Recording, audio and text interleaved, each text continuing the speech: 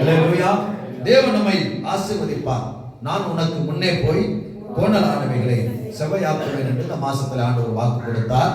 அப்போ கர்த்தர் எந்த காரியங்களில் எல்லாம் நமக்கு முன்னே போகிறார் என்று சொல்லிதான் நாம் தியானித்துக் கொண்டிருக்கிறோம். ஒரு அல்லேலூயா சொல்லுங்களே. அப்போ கர்த்தர் எந்த காரியங்களில் எல்லாம் நமக்கு முன்னே போகிறார். ஸ்தோத்திரம். யாத்திராகமம் 23:20 ஸ்தோத்திரம். அந்த வசனத்தை வாசிச்சோம். நான் வழியிலே உன்னை காப்பதற்கும் வாக்கு பண்ணின தேசத்துக்கு உன்னை கொண்டு போய் சேர்ப்பதற்கும் என் தூதனை உனக்கு முன்னே அனுப்புகிறேன். ஒரு அல்லேலூயா சொல்லுங்களேன். அப்போ நமக்கு நம்மை வழியிலே காப்பதற்காகவும் வாக்கு பண்ணின தேசத்திலே நம்மை கொண்டு போய் சேர்ப்பதற்காகவும் கர்த்தர் நமக்கு முன்னே போகிறார். ஒரு அல்லேலூயா சொல்லுங்களேன். எனக்கு அருமையான தேவ பிள்ளைகளே, நம்ம பார்த்தோம். அதனால இந்த உலகம் நமக்கு நிரந்தரம் அல்ல. ஒரு அல்லேலூயா சொல்லுங்களேன். இந்த உலகத்தில் எவ்வளவு ஐஸ்வர்யம் இருந்தாலும், எவ்வளவு ஆஸ்தி இருந்தாலும், எவ்வளவு நம்ம கோடீஸ்வரங்களா இருந்தாலும், இந்த உலகத்தில் கொஞ்ச காலங்கள் தான் நம்ம என்ன செய்ய போகிறோம், வாழ போகிறோம். ஒவ்வொருவருக்கும் ஒவ்வொரு ஆயுசு காலம். இன்றைக்கு எனக்கு கர்த்தர் 51 வயசு கொடுத்திருக்கிறார். அல்லேலூயா. 51 ஆண்டுகளை கொடுத்திருக்கிறார். உங்களுக்கு 58 ஆண்டுகளை கொடுத்திருக்கலாம், உங்களுக்கு 60 ஆண்டுகளை கொடுத்திருக்கலாம், 65 ஆண்டுகளை கொடுத்திருக்கலாம். ஆனா பாருங்களேன், அப்படியே கொஞ்சம் யோசிச்சு பாருங்களேன். 51 வருஷம், சரிங்களா? ஒருவேளை கர்த்தருடைய வசனத்தின்படி எங்களுடைய ஆயுசு நாட்கள் 70 வருஷம் பலத்தின் மீதியால். அப்ப இனி எனக்கு உங்களுக்கு நான் சொல்ல வரல. எனக்கு எத்தனை வருஷங்க? இல்லைங்க, இப்போ 51 ஆச்சுங்க. ஆயுசு நாட்கள் 70 வருஷம், பலத்தின் மீதால் 80 வருஷம். பலத்தை விட்டுருங்களேன். இன்னும் 19 வருஷம் தான் எனக்கு இருக்குது. வருத்தமா இருக்கா? ஐயோ, நீ 19 வருஷம் தான் எனக்கு இருக்கு. 51 வருஷம் எங்க, 19 வருஷம் எங்க அப்படின்னா அவ்வளவுதான் நமக்கு ஆண்டவர் இந்த பூமியில கொடுத்த ஆயுசு காலங்கள். அல்லேலூயா. அப்ப இந்த பூமி நமக்கு நிரந்தரமானது அல்ல. அப்ப நமக்கு நிரந்தரம் என்னன்னா, நமக்கு வாக்குத்தத்தம் பண்ணின தேசம். அல்லேலூயா. அப்ப அந்த வாக்குத்தத்தம் பண்ணின தேசத்துக்கு நம்மை கொண்டு போய் சேர்க்கிறதுக்காக கர்த்தர் முன்னாடி போகிறார். அல்லேலூயா. அப்போ நாம் இருக்கிற ஒருவேளை நாம் இருக்கிற இந்த நீலகிரி மாவட்டத்துக்கு கூட கர்த்தர் வாக்குத்தத்தம் பண்ணி கொண்டு வந்தார் என்று சொன்னால், நமக்கு முன்னாடி கர்த்தர் நமக்கு ஆயத்தத்தை செய்கிறார். அல்லேலூயா. ஸ்தோத்திரம். பாருங்க, நான் தினத்துல உட்கார்ந்து ஜெபித்துக் கொண்டிருக்கும் போது யோசித்தேன். பாருங்க, அன்றைக்கு ரிச்சர் கொடுக்குற வீடு அவரை நான் உயர்த்துறேன் அப்படின்னு சொல்லி தப்பா நினைச்சிடாதீங்க. அவர் அன்னைக்கு வீடு கட்டி அந்த வீடு இல்லைன்னா நிச்சயமா இந்த சபையும் இந்த ஆலயத்தையும் நான் கட்டியிருக்க முடியாது. வேலையை சொல்லுங்களேன். ஏன் அப்படின்னு கேட்டா, நாங்க தங்குறதுக்கும் பக்கத்திலே ஒரு வீடு இருக்கணும். அப்பதான் வீட்டு வேலைகள் என்ன செய்யுங்க, நடக்குதா இல்லையான்னு பார்க்க முடியும், வீட்டு வேலைகளை செய்ய முடியும். அவர் வீடு இருந்தனால தான் இந்த திருச்சபையின் வீட்டையும் கட்ட தேவன் கிருபை பாருங்க. இல்லையா? அப்ப பாருங்க, அந்த நாங்க வரும்போது அவர் வீடு கட்டல. உங்களுக்கு எல்லாமே தெரிஞ்சிருக்கும். அது வெறும் என்னதுங்க, முனிசெடியும் பாறையும் தான் இருந்துச்சு. முனிசெடியும் பாறையும் தான் இருந்துச்சு. அப்போ அந்த பாறையை ஒட்டி தான் என்ன செய்யுங்க, ஃபுட்பாத் என்ன செய்யும் இருக்கு. அதை தாண்டி தான் வருவோம். அப்போ அவங்க வீடு கட்டும்போது அந்த பாறையெல்லாம் ஹோல்ஸ் போட்டு தான் கம்பி சொல்லி தான் என்ன செஞ்சாங்க, அந்த பாறை மேல என்ன செஞ்சாங்க, வீடு கட்டினாங்க. அப்போ கர்த்தர் நமக்கு கொடுக்கிற தேசத்துல போய் எதை செய்தாலும் நமக்கு முன்னே போய் அவர்கள் கோணலானவைகளை செவையாக்குகிறார். சொல்லுங்களேன். ஆமென். அப்போ இந்த பட்டணத்துக்கு எனக்கு வாக்கு கொடுத்தார். இந்த பட்டணத்துக்கு என்னை கர்த்தர் கொண்டு வந்து நான் இந்த பட்டணத்துல செய்ய வேண்டிய வேலைக்கு முன்னாடி எதை செய்யணுமோ அதை அவர் செய்தார். அல்லேலூயா. அப்ப எந்த பட்டணத்துக்கு கர்த்தர் உங்களை கொண்டு போனாலும் நீங்க போகிறதுக்கு முன்னாடி உங்களுக்கு முன்னே போய் கர்த்தர் உங்களுக்கு வேண்டிய வேலை கர்த்தர் செய்வார். ஒரு அல்லேலூயா சொல்லுங்களேன். அப்போ தேவ ஜனமே, தேவ பிள்ளையே, நமக்கு கர்த்தர் கொடுக்கிற தேசம் அவர் வாக்கு பண்ணின தேசமாய் இருக்க வேண்டும். அல்லேலூயா. அவர் வாக்கு பண்ணின தேசமாய் இருக்க வேண்டும். அவர் வாக்கு பண்ணாத தேசத்துக்கு நாம் போனோம், ஆனா அங்க ஒண்ணுமே நமக்கு என்ன செய்யாதுங்க, வாய்க்காது. அங்க ஒண்ணுமே நடக்காது. நம்ம சுயத்துல போயிட்டு அங்க நம்ம போனா அங்க என்ன செய்யாதுங்க, ஒண்ணுமே வாய்க்காது, ஒண்ணுமே நடக்காது. அப்போ வாக்கு தத்தம் பண்ணின தேசம், இந்த பூமியிலும் கர்த்தர் வாக்கு பண்ணின தேசத்துக்கு முன்னாடி போறதுக்கு நம்மளை கர்த்தர் கொண்டு போறார். அதே போல இந்த பூமி நமக்கு நிரந்தரம் அல்ல, நமக்கு பரலோகம் தான் நிரந்தரம். அல்லேலூயா. அப்போ அதனால தான் ஆண்டவர் சொல்றாரு, ஸ்தோத்திரம், யோவான் புஸ்தகம் 14வது அதிகாரத்துல 2வது வசனம். இந்த வசனம் நான் எடுக்கல, என் எண்ணத்துல வந்தனால சொல்றேன். யோவான் 14. பிதாவின் வீட்டில் அநேக வாசஸ்தலங்கள் உண்டு. அப்படி இல்லாதிருந்தால் நான் உங்களுக்கு சொல்லி இருப்பேன். ஒரு ஸ்தலத்தை உங்களுக்காக ஆயத்தம் பண்ண போகிறேன். நான் உங்களுக்காக ஒரு ஸ்தலத்தை ஆயத்தம் பண்ண போகிறேன்.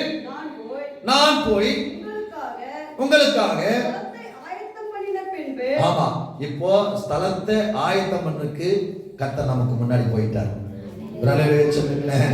நமக்காக பூமியில மட்டுமல்ல பரலோகத்துல ஒரு ஸ்தலத்தை ஆயத்தம் பண்றதுக்கு நமக்கு முன்னாடி போயிருக்கிறார். அல்லேலூயா.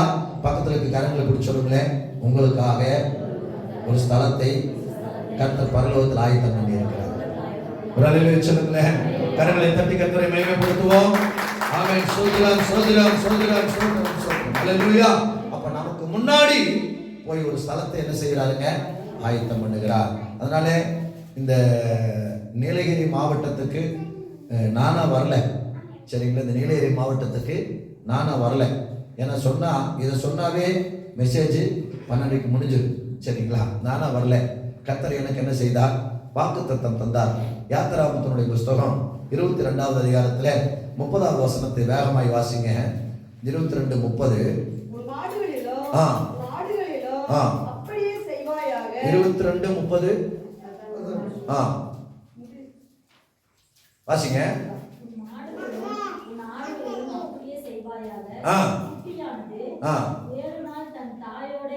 இல்ல அந்த வசனம் இல்ல. அதுல என்னன்னு கேட்டீங்கன்னா, நீ விருத்தி அடைந்து தேசத்தை சுதந்தரித்துக் கொள்ளுவாய் அப்படிங்கிற ஒரு வசனம். நீ விருத்தி அடைந்து தேசத்தை சுதந்தரித்துக் கொள்ளுவாய் என்கிற வசனம். உபாகம புஸ்தகம் 11:11 வாசிங்க. உபாகமத்தினுடைய புஸ்தகம் 11:11 வேகமாக. உபாகமம் 11:11.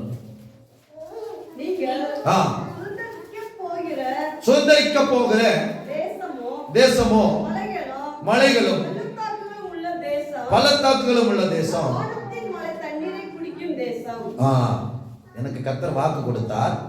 நான் ஜெபித்தேன், ஆண்டவரே எந்த இடத்துல நான் பைபிள் காலேஜ் முடிச்சுட்டேன், எந்த இடத்துல ஊழியத்தை கொடுக்க போறீங்க நான் ஜெபித்தேன். ஜெபிக்கும் போது ஜனவரி 1ஆம் தேதி எனக்கு கர்த்தர் வாக்கு கொடுத்த வாக்கு தத்தம், நீ விருத்தி அடைந்து தேசத்தை சுதந்தரித்துக் கொள்ளுவாய். அல்லேலூயா. அப்போ அந்த தேசம் எது என்று நான், அந்த வாக்கு தத்தம் வந்தது, அந்த தேசம் எது என்று நான் பார்க்கும்போது ஆண்டவர் சொன்னார், உபாகம் 11:11 படினார். அப்போ அது வானத்தின் தண்ணீரை குடிக்கிற தேசம். அல்லேலூயா. மலைகளும் பள்ளத்தாக்குகளும் உள்ள தேசம், சரிங்களா? அப்ப நான் நினைச்சேன், எனக்கு கர்த்தர் ஊழியத்துக்கு எங்கேதான் கொண்டு போறார்? ஒரு மலை பிரதேசத்துக்கு தான் கொண்டு போறார் என்று நினைத்தேன். நான் இன்னொரு நினைக்கல. ஒருவேளை வால்பாறையா இருக்கலாம், ஒருவேளை மூணாரா இருக்கலாம், ஒருவேளை ஏற்காடா இருக்கலாம், புரிஞ்சுதுங்களா? ஆனா எனக்கு ஒரு தேசத்தை கொடுக்க போறார். ஆனா அது என்ன தேசங்க? மலை தேசம்.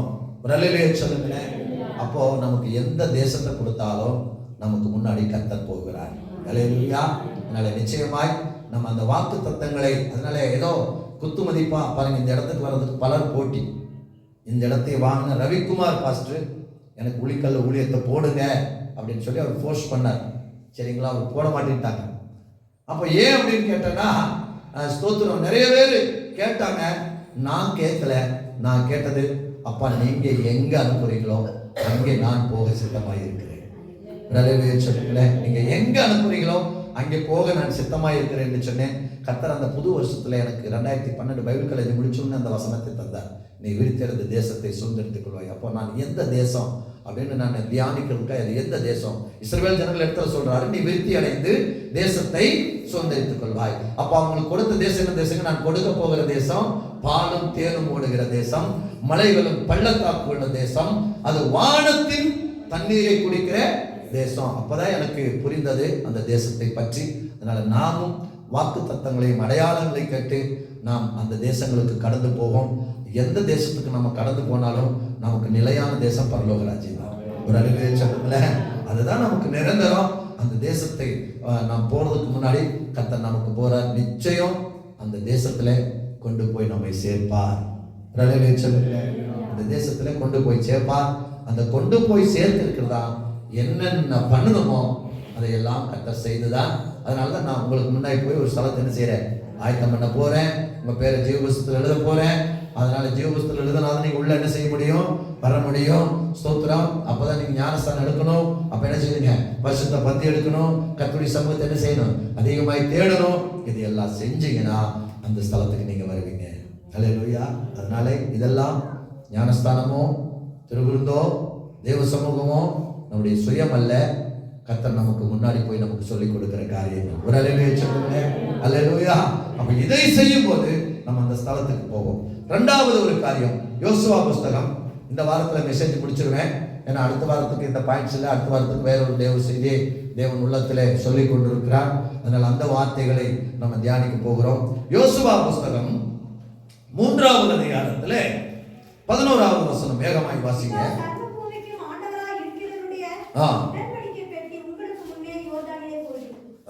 உங்களுக்கு முன்னே யோர்தானிலே போகிறது. ஸ்தோத்திரம். பாருங்க அருமையான தேவ பிள்ளைகளே, அப்போ இந்த இடத்துல நம்ம முதல்ல பார்த்தோம், ஆயத்தம் பண்ணின தேசத்துக்கு கொண்டு போய் சேர்க்கிறதுக்கு என் தூதனை உனக்கு முன்னே அனுப்புறேன். இங்கே எதை அனுப்புறாராம்? உடன்படிக்கை பெட்டியை அனுப்புகிறார். அல்லேலூயா. யாருக்கு முன்னாடிங்க? நமக்கு முன்னாடி. அப்ப நன்றாக கவனித்துக் கொள்ளுங்கள். யோர்தான் என்று சொன்னால், யோர்தான் என்று சொன்னால் இறங்கி பாய்கிறது என்று அர்த்தம். சரிங்களா? யோர்தான் என்ன அர்த்தங்க? இறங்கி பாய்கிறது. யோசுவா 3:11. சரிங்களா? உடன்படிக்கை பற்றி உங்களுக்கு முன்னே யோர்தானிலே போகிறது. யோர்தான் என்றால் இறங்கி பாய்கிறது என்று அர்த்தம். பாலஸ்தீன தேசத்திலே, பெலிஸ்தர்களுடைய தேசத்திலே பெரிய நதி தான் இந்த யோர்தான் நதி. சரிங்களா? இதன் நீளம் 200 மைல். சரிங்களா? இந்த யோர்தானுடைய நீளம் என்னதுங்க? 200 மைல். இது எர்மோன் மலைகளில் உள்ள ஊற்றுகளிலும் வேறு ஊற்றுகளில் இருந்தும் உற்பத்தி ஆகிறது. எர்மோன் என்கிற மலை இருக்கிறது அந்த பாலஸ்தீன தேசத்துக்கு மேலே. அங்கே உற்பத்தியாய் அது என்ன செய்கிறதுங்க? 200 மைல் இருந்து என்ன செய்கிறது? இந்த யோர்தான் வருகிறது. இந்த இது உற்பத்தி ஆகிற இடத்திலிருந்து, இந்த யோர்தான் மலையில இது உற்பத்தி ஆகிறது. பாருங்க, இன்றைக்கு நம்ம பார்க்கிறோம். இன்றைக்கு இந்த பவானி ஆறு பார்க்கும்போது இங்கிருந்து லாஸ்பால்ஸ் தண்ணி, நம்மூர் தண்ணி, உளிக்கல் தண்ணி, எல்லா தண்ணி போய் சேர்ந்து போய் அந்த காட்டேரி பூங்கா கிட்ட போய் அது கல்லாறு கிட்ட போய் அது என்ன செய்யுதுங்க? மேட்டுப்பாளை ஆறுல என்ன செய்கிறது? கலக்கிறதை நாம் பார்க்கிறோம். அப்போ இந்த ஊற்றிலிருந்து தண்ணி இல்லைன்னா அந்த ஆறுல என்ன இருக்காதுங்க? தண்ணி இருக்காது. அப்போ எர்மோன் மலையில உற்பத்தி ஆகிற இந்த யோர்தான் ஆறு கிட்டத்தட்ட அந்த மலையினுடைய டாப்புக்கும் உற்பத்தி ஆகிற இடத்துக்கும் அது போய் கடல்ல கடக்கிற இடத்துக்கும் 3000 அடி தாழ்வானது. எத்தனை அடிங்க? 3000 அடி. அந்த ஆறு உற்பத்தி ஆகிற டாப்புடைய லெவல்ல இருந்து அது பாய்ந்து போகிற இடத்துக்கு வரைக்கும் எவ்வளவு தாழ்வா போகுதுங்க? 3000 அடி. சரிங்களா? அப்படின்னா அந்த 3000 அடிக்கு இவ்வளவு டாப்ல இருந்து கீழே இறங்குற ஆறு எப்படி போகுங்க? எப்படி போகும்? மெதுவா போகுமா? அமர்ந்து போகுமா? தேங்கி போகும்? எப்படி போகுங்க? வேகமாய் போகும். எப்படி போகுங்க? வேகமாய் என்ன செய்யும்? போகும். அப்போ பாருங்க, யோசுவா புஸ்தகம் 3வது அதிகாரத்துல 15வது வசனத்தை வாசிங்க. யோர்தான் அறுப்பு காலம் முழுவதும் கரை புரண்டு போம்.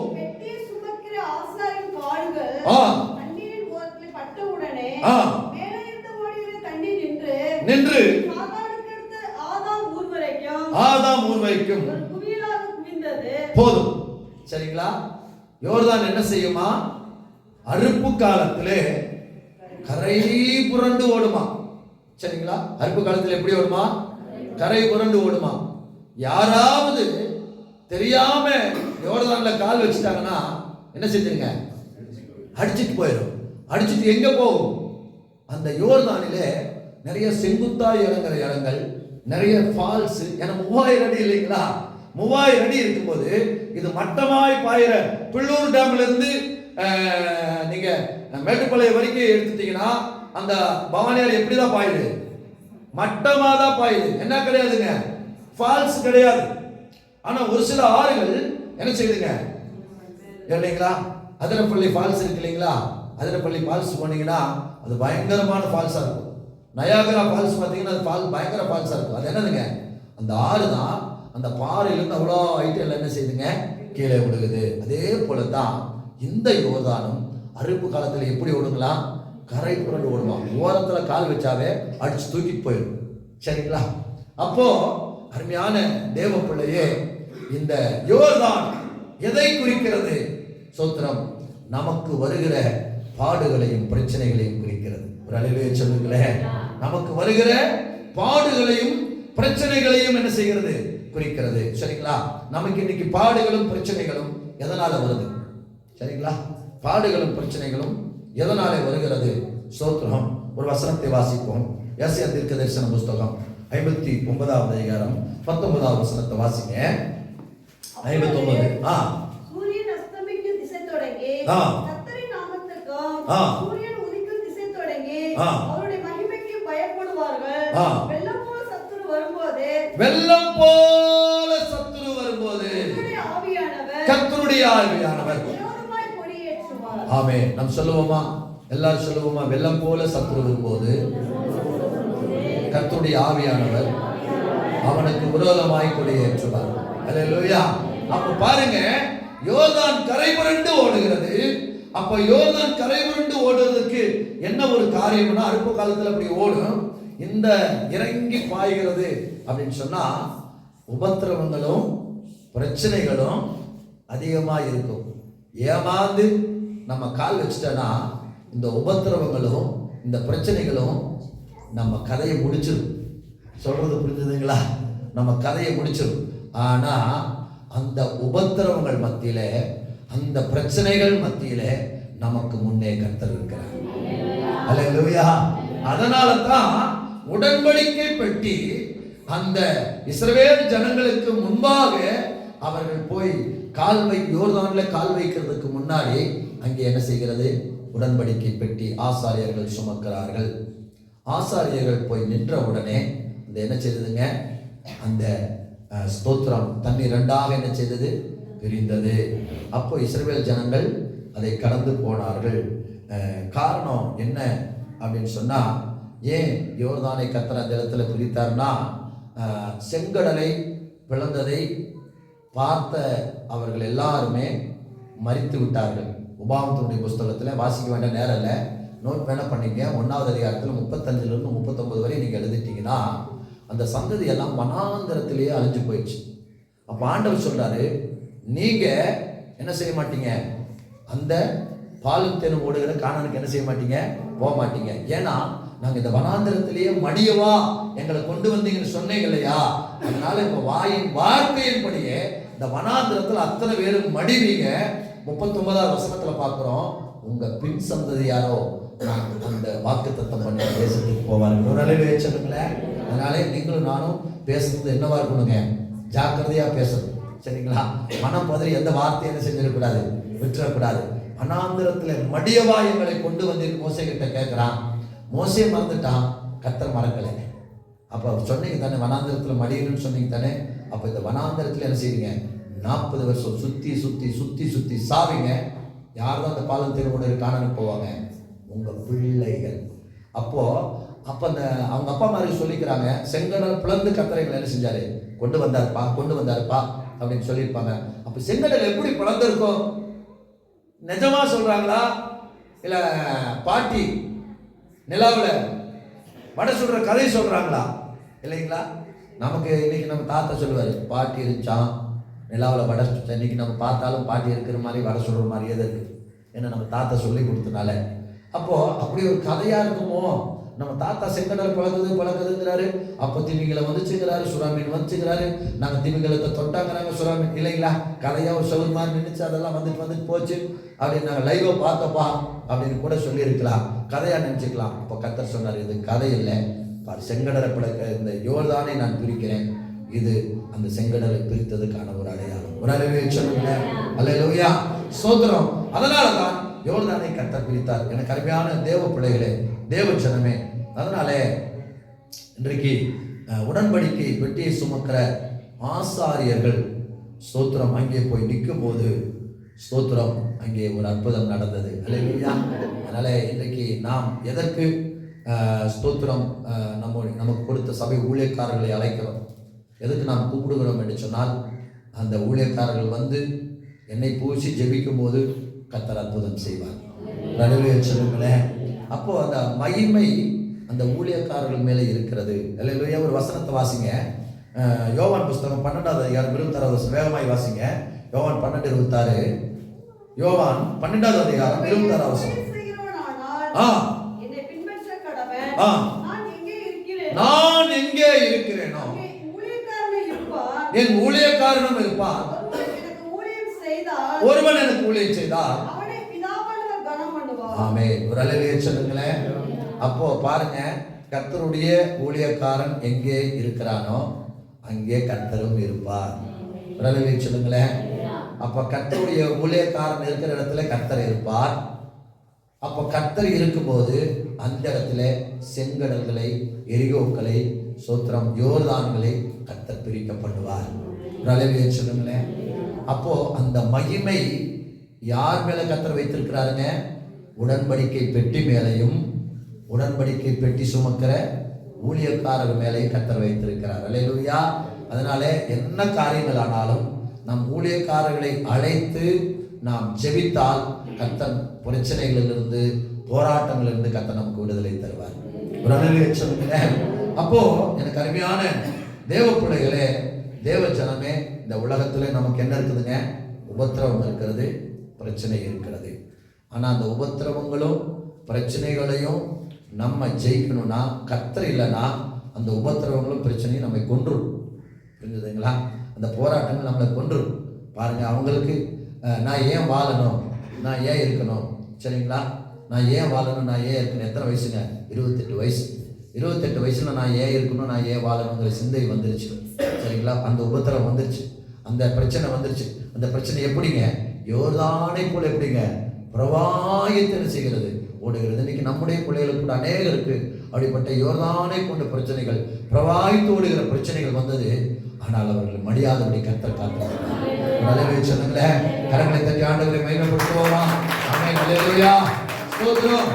ஏன் அப்படின்னா, நம்முடைய பிள்ளைகளுக்கும் நமக்கும் அந்த பிரச்சனைகள் வந்தது உலக மனுஷனுக்கு தான் வந்தது என்பதல்ல, நமக்கு வந்துச்சு. ஆனா நம்ம மடியாததுக்கு காரணம் நமக்கு முன்னாடி கர்த்தர் போனார். அல்லேலூயா. அந்த யோர்தான் நம்மை முழுக்காதபடி, அந்த யோர்தான் நம்மை அடித்து கொண்டு போகாதபடி நம்முடைய பிள்ளைகளுக்கு அந்த நிலைமை வராததுக்கு காரணம் என்ன தெரியுமா? நான் உனக்கு முன்னே போய். அல்லேலூயா. அப்போ இரண்டாவதாக பிரச்சனைகள், உபத்திரவங்கள் மத்தியில கர்த்தர் நமக்கு முன்னாடி போறார். அல்லேலூயா. அதனால உண்மையாக நாம் இன்றைக்கு உபத்திரவங்களில, பிரச்சனைகளில கர்த்தர் இல்லைன்னா நீங்களும் நானும் இந்த இடத்துல இன்னைக்கு இல்லை. அல்லேலூயா சொல்லுங்களேன். அல்லேலூயா. கர்த்தர் முன்னாடி போனதுனாலதான் சோத்திரம். நீங்களும் நம்ம சாட்சியை சொன்னா நம்ம எல்லாரும் சொல்லுவோம், நான் எத்தனையோ பிரச்சனைகளை கடந்து வந்தேன், எத்தனையோ உபத்திரங்களை கடந்து வந்தேன், எத்தனையோ மரண தருவாய்களை கடந்து வந்தேன். காரணம், எனக்கு முன்னாடி அப்பா போனார். அல்லேலூயா. சோத்திரம். அதனால இந்த உலகத்துல நமக்கு என்ன உபத்திரவம் வந்தாலும் அதை அவர் முன்னே போய் அந்த உபத்திரவங்களை எல்லாம் ஒன்றும் இல்லாம மாற்றினதுனால இன்னைக்கு நீங்களும் நான் ஜீவனோடு இருக்கிறோம். அல்லேலூயா. இப்ப இரண்டாவது ஒரு காரியம், பாடுகள், உபத்திரவங்களுக்கு முன்னாடி கர்த்தர் போகிறார். சரிங்களா? சோத்திரம். மழை போல நமக்கு வந்தது, மணி போல கர்த்தர் அதை மாற்றி. அல்லேலூயா. நினைச்சு பாருங்களேன், உட்காந்து அப்படியே நினைச்சு பாருங்க. இந்த பிரச்சனைகள் எல்லாம் நம்ம இந்த ஊர்ல இருந்திருக்குமா, ஊர்ல வாழ்ந்திருக்குமா, தலை காட்ட முடியுமா?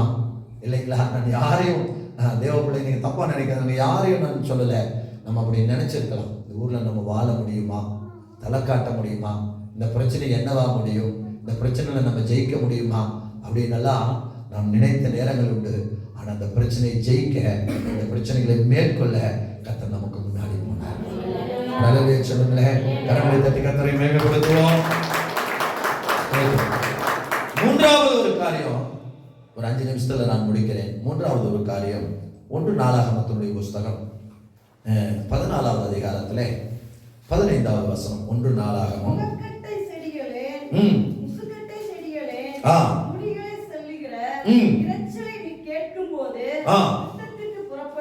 யுத்தத்துக்கு புறப்படு. பெலிஸ்தரின் பாளையத்தை முறியடிக்க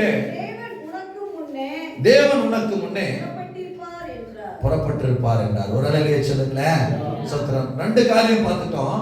வாக்கு பண்ணின தேசத்துக்கு கொண்டு போய் சேர்க்கிறதுக்கு முன்னாடி கர்த்தர் நமக்கு முன்னாடி போறார். சரிங்களா? 2வது காரியம், யோர்தானை ஸ்தோத்திரம் பிரிக்கிறதுக்கு முன்னாடி கர்த்தர் என்ன செய்யறாருங்க? போறார். அப்ப நமக்கு வாக்குத்தத்தம் பண்ணின தேசத்துக்கு கொண்டு போய் சேர்க்கிறதுக்கு கர்த்தர் முன்னாடி போயிருக்கிறார். உபத்திரவங்களும் பிரச்சனைகளும் இறங்கி பாய்கிறது என்று சொன்னால் அதை அடிச்சுட்டு எங்கேயோ போயிருக்கும், நம்ம இல்லாம போயிருப்போம், காணாம போயிருப்போம். கர்த்தர் முன்னாடி போனதுனால உபத்திரவங்களையும் பிரச்சனைகளையும் பிரிக்க செய்து நம்ம அதை கடக்க பண்ணினார். அல்லேலூயா. 3வது ஒரு காரியம், ஸ்தோத்திரம், பெலிஸ்தரின் பாளையத்தை முறியடிக்க. நமக்காய் யுத்தங்கள் எழும்பும்போது கர்த்தர் நமக்கு முன்னே போகிறார். ஒரு அல்லேலூயா சொல்லுங்களேன். பெலிஸ்தருடைய பாளையத்தை முறியடிக்க தாவீது கிட்ட சொல்றாரு, முசுக்கட்டை செடிகளினுடைய அந்த நுனியில இறைச்சலை கேட்கும் போது பெலிஸ்தருடைய பாளையத்துக்கு ஒரு கர்த்தர் உனக்கு முன்னாடி என்ன செஞ்சுட்டாரு? புறப்பட்டாரு. ஒரு அல்லேலூயா சொல்லுங்களேன். அப்போ அருமையான தேவ பிள்ளைகளே, இந்த பெலிஸ்தர்னா யாரு? சரிங்களா? நிறைய காரியங்கள் இருக்கிறது. நம்ம விரிவாய் பார்த்தோம்னா அந்த உபத்திரவங்களை ஜெயிப்பதற்கே நான் விரிவாய் எடுத்தேன்னா இன்னைக்கு அந்த ஒரு பாயிண்ட்டுக்கு நேரம் போதாது. சரிங்களா? அப்போ இந்த பெலிஸ்தர் யார் அப்படின்னா, ஆதியாகமத்தினுடைய புஸ்தகம் 10வது அதிகாரத்துல 6வது வசனத்தையும் 13, 14 வசனங்களையும் நீங்க வாசிங்க. சின்ன வசனங்கள் வேகமாக. 13வது வசனம். மிஸ்ராயிம் லூதிமேயும் அனாமிமேயும் லகாபிமேயும் நத்துஹிமேயும். 14வது வசனம். பத்ருசிமேயும் பெலிஸ்தரின் சந்ததிக்கு தலைவனாகிய கஸ்லூகிமையும். போதும். சரிங்களா? இந்த பெலிஸ்தர் யாரு? இந்த பெலிஸ்தர் காமின் சந்ததியார்.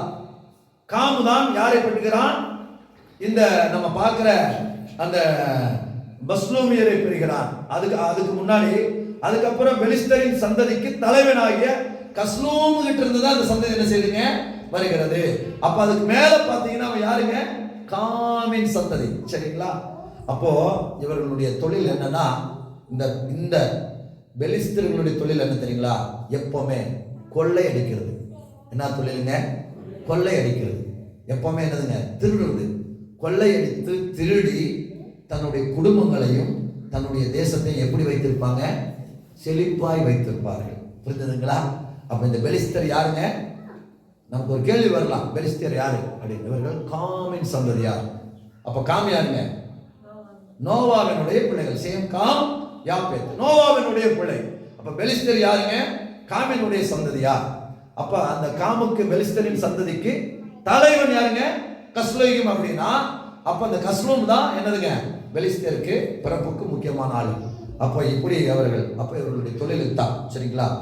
அப்போ பெலிஸ்தியர்கள் வேதத்துல நீங்க எல்லா இடத்துல பார்த்தாலும் எப்பொழுதும் இஸ்ரவேலுக்கு எதிரிகளாக கருதப்பட்டார்கள். எப்பொழுதுமே அவங்க என்னதுங்க? இஸ்ரவேலுக்கு எதிரிகளாக கருதப்பட்டார்கள். நம்ம பெலிஸ்தர் சொன்ன உடனே நமக்கு ஒரு ஞாபகம் வந்துடும். யாருங்க? கோலியாத்தும் தாவீது. இல்லைங்களா? கோலியாத்தும் தாவீது. அப்ப பெலிஸ்தர்களுடைய வேலை என்ன? இஸ்ரவேல் தேசங்களை எப்படியாவது பிடிக்க வேண்டும். இஸ்ரவேல் ஜனங்களுடைய வேலை என்ன? பெலிஸ்தர்களை அழிக்க வேண்டும். ஒரு அல்லேலூயா சொல்லுங்களேன். அல்லேலூயா. ஸ்தோத்திரம். இன்றைக்கு அருமையான தேவ பிள்ளைகளே, நான் முடிக்கிறேன்.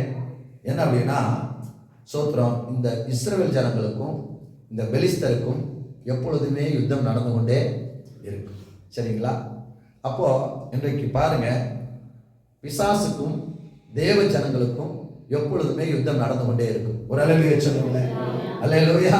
பிசாசுக்கும் தேவ ஜனங்களுக்கும் எப்பொழுதும் யுத்தம் என்ன செய்யுங்க? எப்போதுமே நடந்து கொண்டிருக்கு. எதுக்கு யுத்தம்? பெலிஸ்தர்கள் எதுக்கு யுத்தம்? இஸ்ரவேல் தேசத்தை பிடிப்பதற்கு. இஸ்ரவேலர்கள் எதற்கு யுத்தம்? பெலிஸ்தர்களை அழிப்பதற்கு. அல்லேலூயா. சோத்திரம். புரிஞ்ச ஒரு அல்லேலூயா சொல்லுங்களேன். அப்ப நமக்கும் பிசாசுக்கு எதுக்கு யுத்தம்னா, எப்படியாவது இந்த பட்டணத்தை நான் பிடிச்சிருவேன், எப்படியாவது இந்த திருவள்ளாறு பகுதியை பிடிச்சிருவேன், எப்படியாவது கமாலின் பகுதியை பிடிச்சிருவேன், எப்படியாவது ஆச்சரியின் பகுதியை பிடிச்சிருவேன், எப்படியாவது 5ஆம் நம்பரை பிடிச்சிருவேன், எப்படியாவது 1ஆம் நம்பரை பிடிச்சிருவேன், எப்படியாவது பன்னமடையை பிடிச்சிருவேன், எப்படியாவது வெள்ளாள மட்டத்தை பிடிச்சிருவேன். இது அவனுடைய எப்படியாவது பிடிக்கணும். நமக்கு வேலை என்னங்க? அவன் பிடிக்காதபடி அவனை விரட்டி அடிக்கிறது நம்முடைய வேலை. சொல்லுங்களேன். அப்போ தேவ பிள்ளையே, நமக்கு விரோதமாய் யுத்தங்கள் வரும்போது கர்த்தர் நமக்கு முன்னாடி போகிறார். அல்லேலூயா. அதனால அவனால எந்த எல்லைகளையும் பிடிக்க முடியாது. ஒரு அல்லேலூயா சொல்லுங்களேன். அவனாலே திருவள்ளுவர் பதியம் பிடிக்க முடியாது, கமலைனையும் பிடிக்க முடியாது, பணமடையும் பிடிக்க முடியாது, வெள்ளாள மட்டத்தையும் பிடிக்க முடியாது. ஏன் தெரியுமா? நாம் யுத்தத்துக்கு போறதுக்கு முன்னாடி கர்த்தர் புறப்பட்டார். ஒரு அல்லேலூயா சொல்லுங்களேன். அப்போ பாருங்க, அவனுடைய வேலையே என்னதுங்க? அவன் தேசத்தை பிடிக்கிற வேலை. ஒரு வசனத்தை வாசிப்போம். யோவான் 10வது அதிகாரம் 10வது வசனம். வேகமாய் வாசிங்க. யோவான் 10:10. நிறைய வசனங்கள் இருக்கிறது. யோவான் 10:10. திருடன் திருடவும் கொல்லவும் அழிக்கவும். 8:44 வாசிங்க. திருடன் கொல்லவும். அவன் பெலிஸ்தருடைய வேலையே திருடுற வேலை தான், கொல்ற வேலை தான்.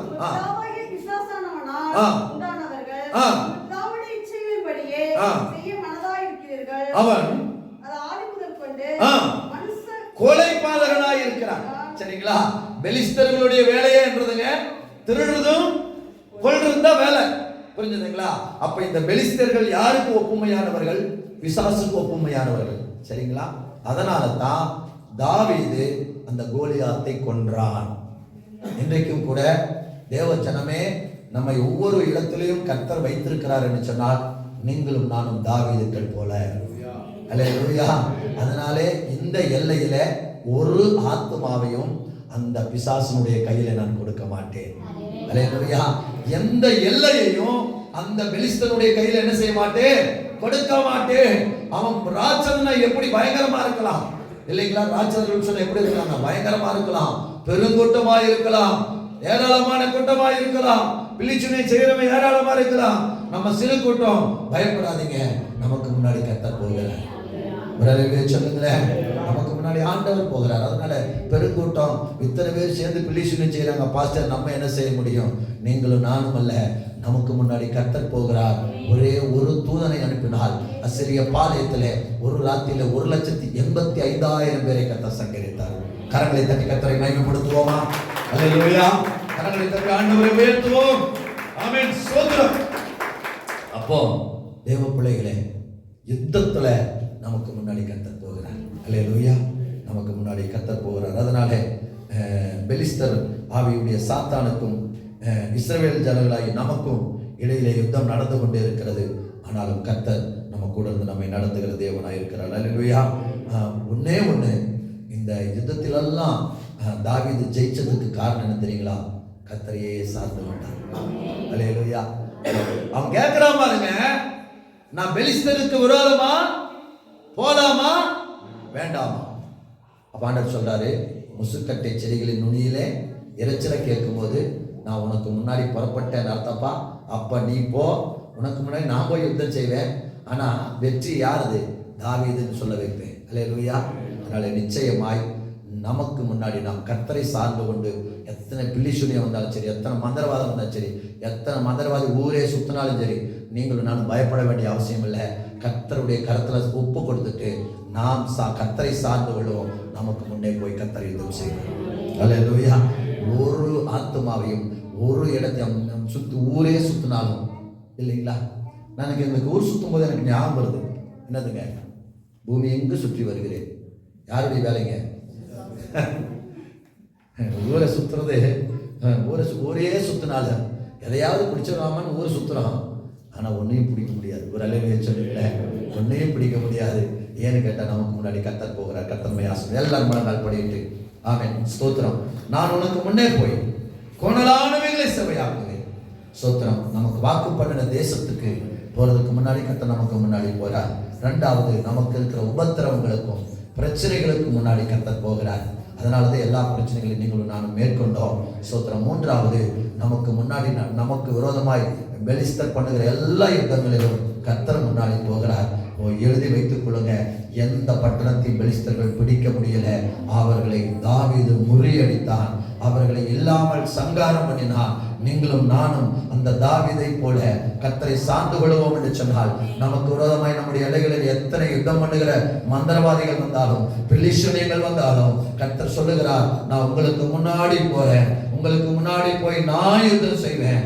இன்றைக்கும் கர்த்தர் யுத்தத்தை தொடங்கி விட்டார். இன்றைக்கும் கர்த்தர் யுத்தம் செய்து கொண்டிருக்கிறார். அதனால நிச்சயமாய் ஒரு இடங்களையும் அந்த பெலிஸ்தன், அந்த சாத்தான் பிடிக்காதபடி கர்த்தர் நம்மை நடத்துவார். அதனால தேவ பிள்ளையே, அவர் நமக்கு முன்னாடி போகிறார். முன்னாடி போய் கோணலான கர்த்தர் நம்மோடு பேசின வார்த்தைகளுக்காக கரங்களை தட்டி கர்த்தரை மகிமைப்படுத்துவோம்.